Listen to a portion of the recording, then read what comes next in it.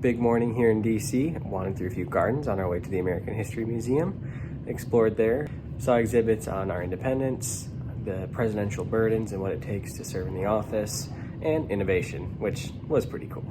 Next up, the White House.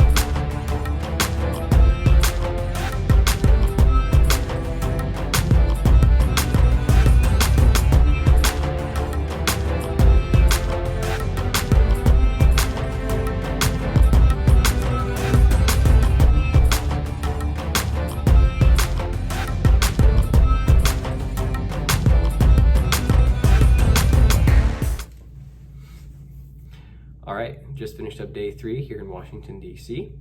We had a dinner this evening and a reception with a bunch of other states. So Iowa was one of them, for example. We got to mingle with other Farm Bureau members that were up and about, making conversation with their legislators and talking about issues that are affecting us all. But before that, we got to do the really cool stuff. So this afternoon, we actually visited the White House. We were in the grounds, although we were not in the building itself. Rather, we were in the Eisenhower office complex, which is right next door. So we did get to see the White House itself as we walked by, but when we went into the Eisenhower complex itself, we went to a really nice presentation auditorium and got to hear from a bunch of interesting speakers related to agriculture. So first off, we actually had Kellyanne Conway, advisor to the president, come in and talk to us for a bit. Her topic areas were pretty diverse. She started off talking about energy and how there's a little bit of a difference between independence from others with our energy use and dependence on ourselves for energy use, which was interesting. I was hoping she would go a little bit more in depth on that and explain exactly what that meant, but I'm planning on looking it up later. Next on her list was coronavirus, unavoidable. They just announced the president's discussion tonight at 9 p.m., so it makes sense that it had come up. Then a few more quick topics, a little bit of discussion on education, so CTE opportunities for both rural and urban students. Next on our list of speakers was Bill Northey. He's a USDA undersecretary, one of the 8 that serves under Secretary of Agriculture Sonny Perdue.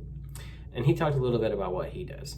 So essentially he manages 3 different organizations within the USDA. The first of which would be the Farm Service Agency with about 10,000 employees and a focus on farm loans. The second one is the NRCS, or the Natural Resources Conservation Service, which has about 2,500 offices and also 10,000 employees.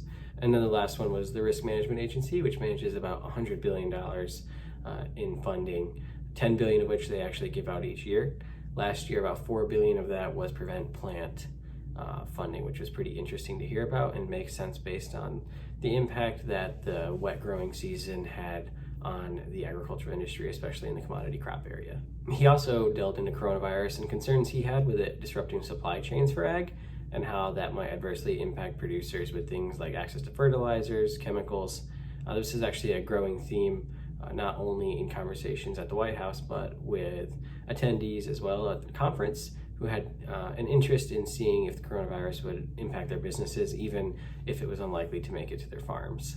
Next up was actually Dave Ross, an assistant administrator at the EPA in the Office of Water Management, and he's working towards building trust with farmers when it comes to water management and differences between both the EPA and the USDA. He focused a lot on WOTUS, or Waters of the U.S., and the legislation there and how they're changing it around. So actually a wetlands expert, a PhD wetlands expert, helped craft most of the language for the new bill, which is considered more friendly to agricultural practices by considering other factors when it comes to different types of water bodies that might pop up.